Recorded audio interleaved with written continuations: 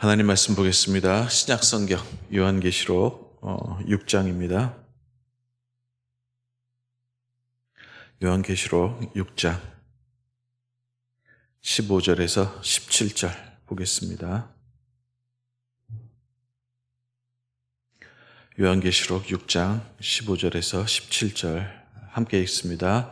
땅의 임금들과 왕족들과 장군들과 부자들과 강한 자들과 모든 종과 자유인이 굴과 산들의 바다틈에 숨어 산들과 바위에게 말하되 우리 위에 떨어져 보좌에 앉으신 이의 얼굴에서와 그 어린 양의 진노에서 우리를 가리라.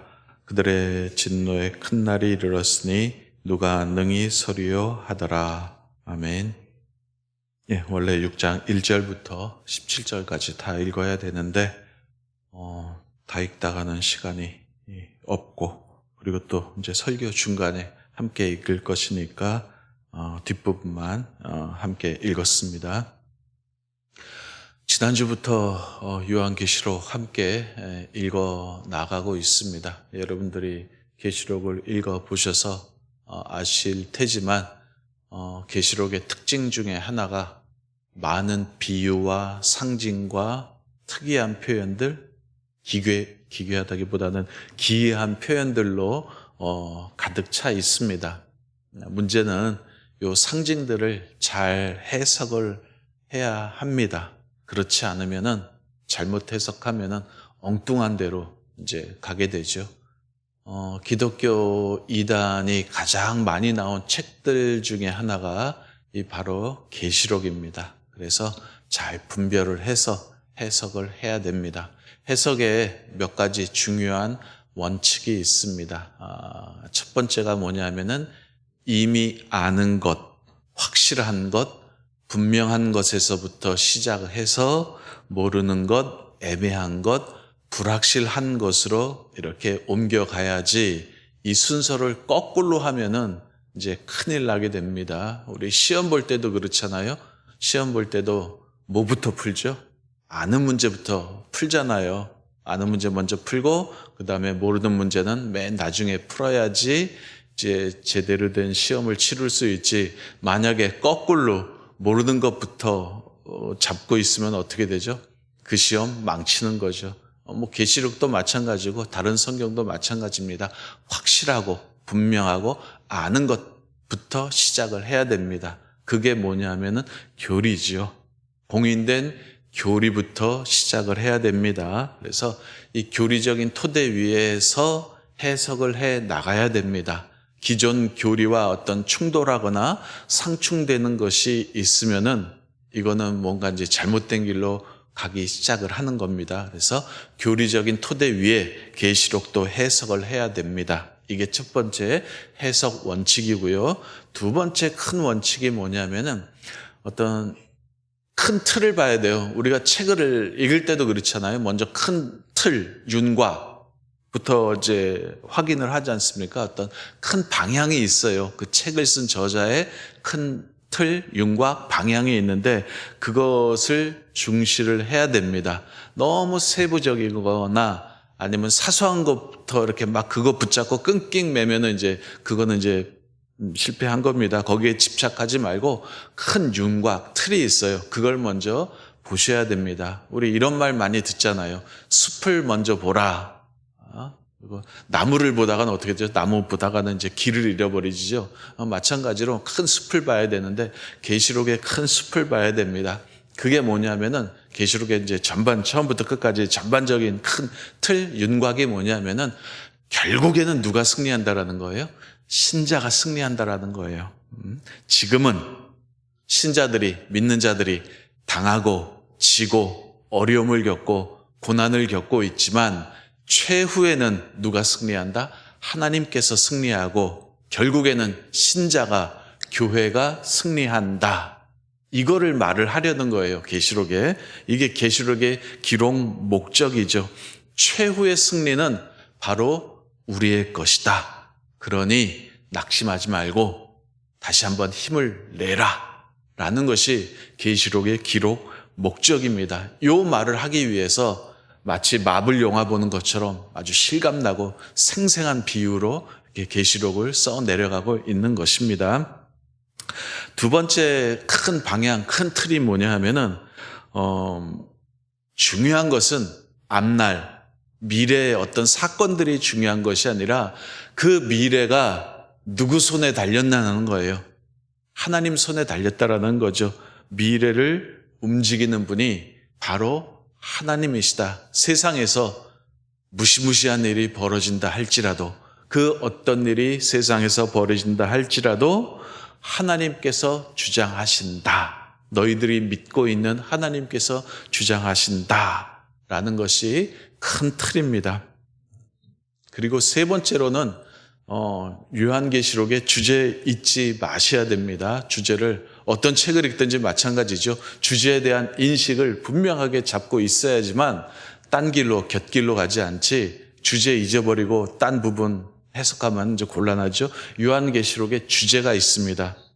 어디냐 하면은 21장 5절에 나옵니다. 제가 읽어드리겠습니다. 21장 5절에 요한계시록의 주제가 나오는데, 보좌에 앉으신 이가 이르시되 보라 내가 만물을 새롭게 하노라 하시고, 또 이르시되 이 말은 신실하고 참되니 기록하라 하시고, 만물을 새롭게 하노라, 이것이 요한계시록의 주제입니다. 세상을 향한 하나님의 복수, 원한, 분노, 멸망, 박살, 파괴, 재앙, 이런 게 주제가 아닙니다. 이런 게 주제가 아니라 요한계시록의 주제는 새로운 창조, 새로운 건설입니다. 만물을 새롭게 하시는 하나님의 역사, 이것이 계시록의 주제입니다. 불평등하고 불의하고 불공정한 세상을 공평하고 정의로운 세상으로 만드시고, 분열과 싸움이 가득한 이 땅을 평화와 화평의 세상으로 만드시고, 차별과 미움과 증오가 가득한 이 땅을 사랑의 세계로 만드시려고 하는 원래 창조 목적이죠. 원래 하나님께서 이 땅을 만드시고자 하는 그 목적을 결국에는 하나님께서 이루실 것이다. 만물을 새롭게 하실 것이다. 이것이 요한계시록의 주제입니다. 요 어떤 해석 원칙을 여러분들이 머릿속에 잘 갖고 계셔야 됩니다. 여기서 벗어나면은 2단으로 가고 3단으로 가게 됩니다. 이 해석 원칙 잘 갖고 계시기를 바랍니다. 그리고 또 이제 요한계시록에 구조가 있어요. 책에 보면 이제 구조가 있는데 간단하게 말씀드리도록 하겠습니다. 서론이 있죠. 서론은 뭐냐면은 요한계시록 앞부분에 나옵니다. 7교회에 보내는 편지 있죠. 에베소, 서머나, 버가모, 두아디라, 사대, 빌라델피아, 라오디게아, 이런 7교회에 보내는 편지가 계시록의 서론에 속하고, 그 다음에 4장부터 18장까지 7인, 7나팔, 7대접의 재앙이 차례대로 나옵니다. 하나님의 진노와 심판의 장면이죠. 그게 이제 본론을 차지하고요. 본론이고요. 그 다음에 이제 마지막 부분에 새 하늘과 새 땅, 새 예루살렘이 나옵니다. 이게 요한계시록의 결론입니다. 이렇게 개략적으로 큰 틀, 세 가지 틀로 되어 있고요. 그 중에서 오늘은 7인에 대한 내용을 우리가 함께 살펴보도록 하겠습니다. 제가 좀 아까 말씀드렸듯이 이것도 상징 하나마다 1:1 대응해서 해석을 하시면 안 됩니다. 큰 틀만 보셔야 됩니다.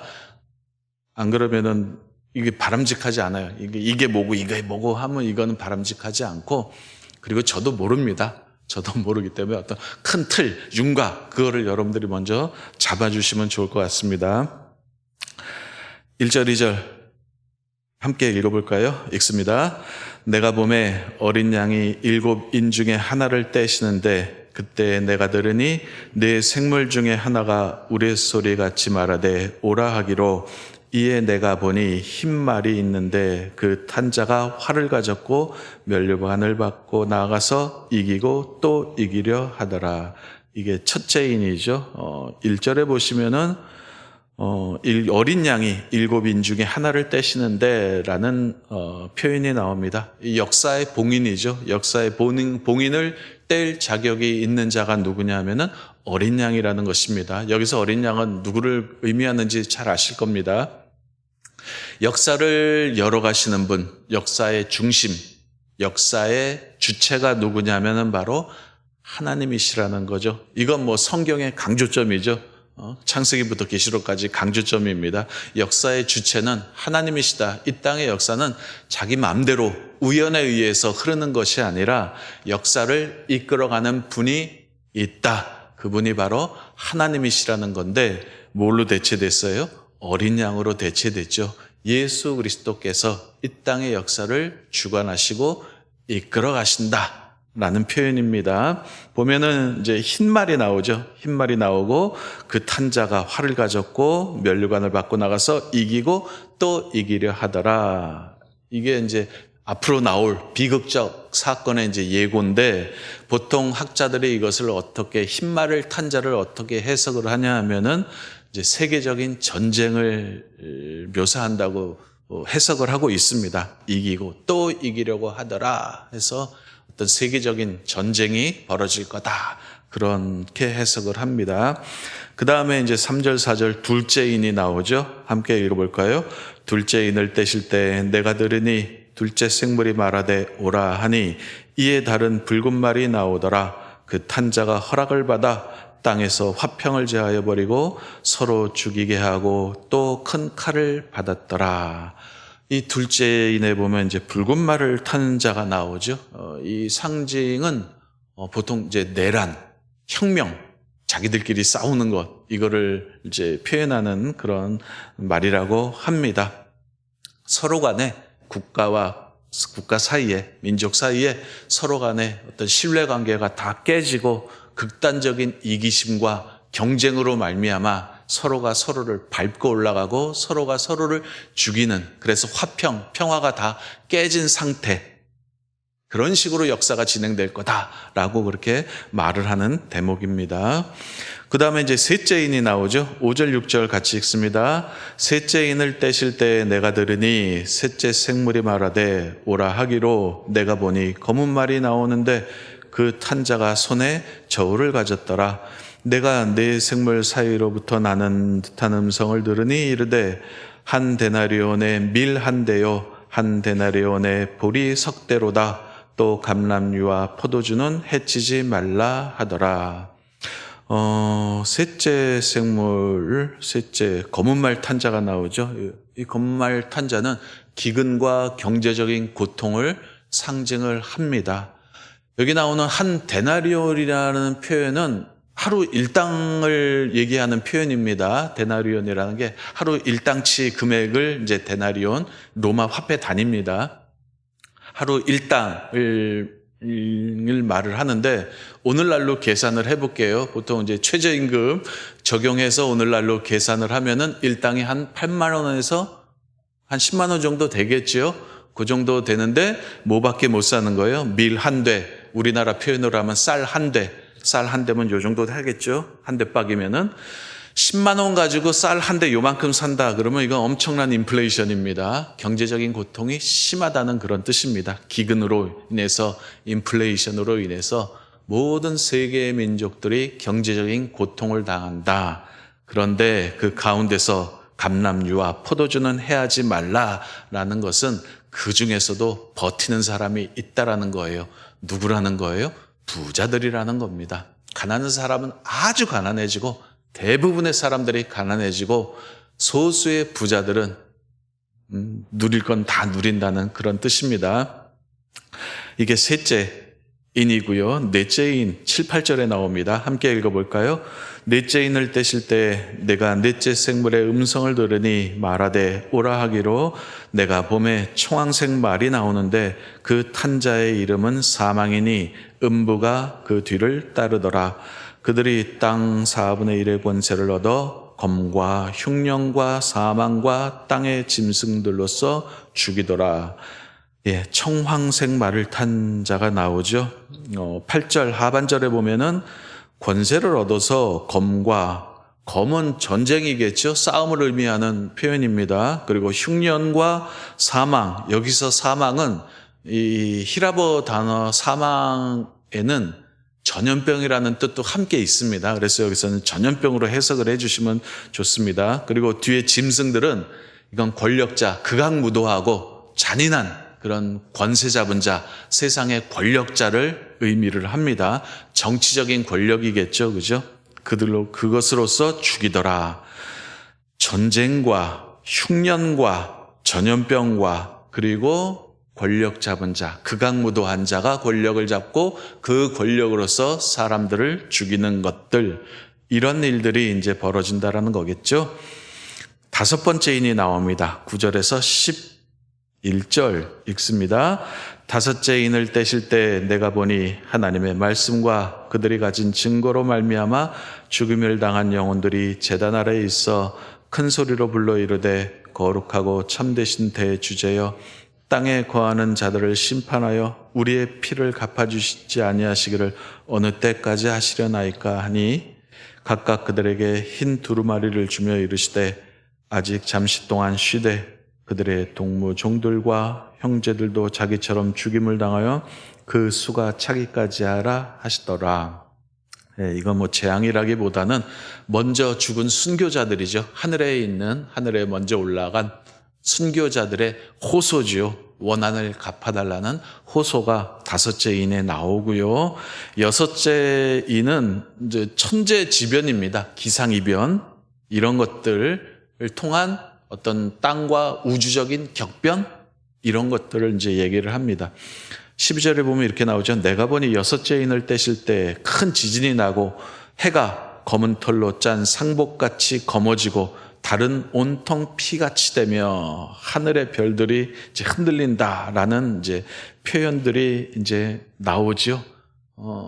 지상의 어떤 격변입니다. 뭐 지진, 화산, 뭐 이런 것들이겠죠. 아니면 뭐 소행성 충돌, 이런 것들이 이제 벌어진다는 그런 뜻이죠. 화산 한번 폭발해 보면은 화산재가 날리면 어떻게 될까요? 하늘을 막겠죠. 그러면 이제 세상이 시커매지는 겁니다. 이런 것들을 얘기를 하는 거예요. 뭐 이제 별들이 떨어지겠고, 뭐 화산 충돌이겠죠. 운석 충돌 같은 것도 있을 수 있겠고, 뭐 화산이나 지진이나 뭐 이런 것들, 쓰나미 같은 것들, 이런 자연재앙도 함께 이제 따라온다, 이런 뜻입니다. 결국에는 이런 어려운 일들이 세상 끝에는 우리들에게 다가온다라는 것을 이제 일곱인 재앙이 이제 말을 하는 겁니다. 오늘 말씀의 결론은 한 11절에서 좀 찾아보려고 합니다. 신자들이 당하는 고난, 예수 믿는다는 것으로 인해서 겪는 이 고난, 이거 주님이 모르시는 것 아니죠. 우리 주님이 다 알고 계십니다. 그렇기 때문에 지금 계시록의 저자가 하는 말은 믿음 변치 말라는 겁니다. 제가 이제 서두에도 말씀드렸다시피 역경과 고난과 어려움이 찾아온다 할지라도 믿음 변치 말고 끝까지 버티고 참고 견뎌라는 거예요. 지금 우리가 지는 것 같고 속는 것 같고 바보짓 하는 것 같고 이 추운 새벽에 뭐 돈이 나옵니까? 뭐가 나옵니까? 이 나와서 이 앉아있는 것도 참 우스운 짓이기도 하지만 그럼에도 불구하고 결국에는 누가 옳다라는 거예요? 우리가 옳다라는 거예요. 우리가 옳은 거고 우리가 승리를 할 거고, 그렇기 때문에 그리고 주님을 위해서 행했던 그 모든 것이 결국에는 우리에게 보상으로 돌아올 것입니다. 우리가 이 자리에 앉아있는 것 허무하고 그리고 헛된 짓 하는 게 아니라 결국에는 보상으로 찾아올 것이라는 것을 늘 기억하고 더욱더 주님 섬기는 그 일에, 예수님 믿는 그 일에 더욱더 분발하시기를 주님의 이름으로 바랍니다. 기도하겠습니다.